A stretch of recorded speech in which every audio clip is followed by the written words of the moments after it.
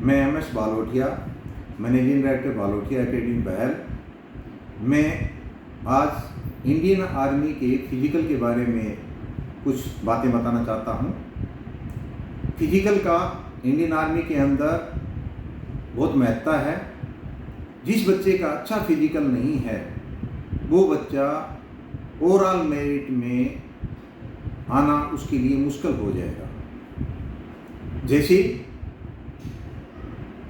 दौड़ है, दौड़ 1600 मीटर की दौड़ होती है।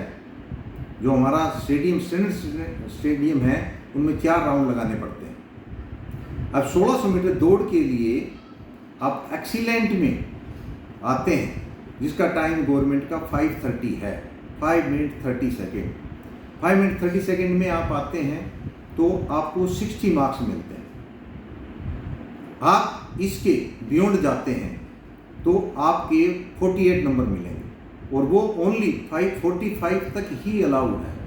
यदि 545 को क्रॉस कर जाते हो तो आप फेल हो जाते हैं, आप वहीं से आउट हो जाएंगे, रैली से आउट हो जाएंगे। इसलिए दौड़ की अच्छी प्रैक्टिस होनी चाहिए, तभी आप दौड़ के अंदर फुल नंबर ले पाएंगे।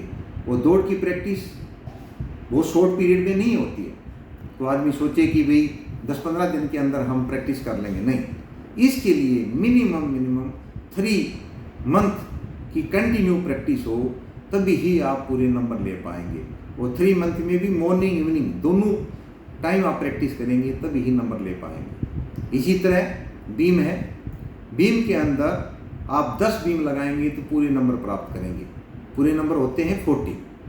इसके अंदर आपने एक ही बीम कम लगाया, सपोज आपने 9 बीम लगाए, 9 बीम लगाए तो आपको 33 नंबर मिलेंगे। और उससे कम लगाते हो तो अगले के नंबर और कट जाएंगे और आपको 33 में से 6 नंबर और कट जाएंगे तो आपको 27 नंबर मिलेंगे। अगला एक बीम और कम हो जाता है तो 6 नंबर और कट जाएंगे, आपको 21 नंबर मिलेंगे। और अगला एक बीम और कम हो जाता है तो 5 नंबर कटेंगे। ये सीक्वेंस होती है नंबर की। पहले के अंदर 7 नंबर कटना, दूसरा एक और बीम कम हो गया 6 नंबर कटना, तीसरे का फिर 6 कटना, फिर चौथे का 5 नंबर कटना। तो ओनली पास मार्क तो आप 16 नंबर में हो जाते हैं, परंतु आपने कितने में से लिए 16 नंबर? 16 तो 40 में से लिए, तो आपका कितना नुकसान हो गया? बहुत ज़्यादा नुकसान हो गया। इसलिए इतना नुकसान होने के बाद में आप मेरिट के अंदर नहीं आ पाएंगे। इसलिए इसकी भी प्रैक्टिस बहुत ज़रूरी है। उसके बाद पासिंग मार्क चाहिए जिगजैग बैलेंस में। जिगजैग बैलेंस बच्चे क्लियर नहीं कर पाते हैं, वो जिगजैग बैलेंस पे चढ़ते हैं और गिर जाते हैं तो वो पास नहीं कर पाएंगे, तो वहाँ से भी आउट हो सकते हैं। पर उसके नंबर नहीं जोड़ते हैं, ओनली पासिंग मार्क है, उसको आप जिगजैग बैलेंस को क्लियर करना पड़ता है। इस तरह 9 फीट डिच बच्चे नहीं कर पाते कि उनको एजिटेशन होता है। उनको गांव के अंदर लॉन्ग जंप तो करते हैं परंतु खड्डा देख करके बच्चे घबरा जाते हैं और खड्डे में गिर जाते हैं। तो जब वो खड्डे को पार नहीं कर पाएंगे, आप 9 फीट डिच को क्लियर नहीं कर पाएंगे तो अफेल हो जाएंगे।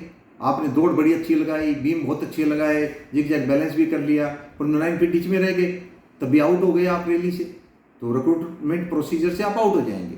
इसलिए इन सभी चारों चीज़ की इंपॉर्टेंस है।